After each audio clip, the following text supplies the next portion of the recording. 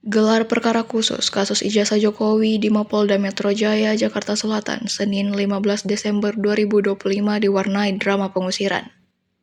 3 orang diusir karena dianggap tidak seharusnya berada di ruang gelar perkara lantaran tidak punya kepentingan.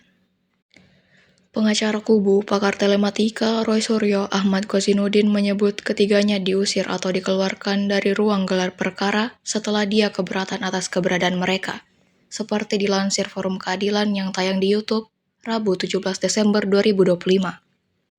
Salah satu orang itu adalah Ketua Umum Jokowi Andi Aswan pada sesi pertama. Menurut Kozinudin, Andi tidak punya urusan dalam gelar perkara apalagi politik atau relawan. Sesi kedua, lagi-lagi 2 orang diusir, Zebrin Boykanu, Ketua Umum Peradi Bersatu, dan Ade Darmawan, Sekjen Peradi Bersatu. Ternyata lanjut Kozinudin, Boykanu belum diverifikasi sebagai peserta dalam perkara. Katanya organisasi itu bukan subjek hukum dalam aspek pidana kecuali perdata. Menurut Kozinudin, selama ini kubu Jokowi selalu menuding bahwa kubu Roy Suryo memiliki agenda politik dalam kasus tudingan ijazah palsu. Padahal kata dia yang dilakukan kubu Roy murni untuk keperluan penegakan hukum.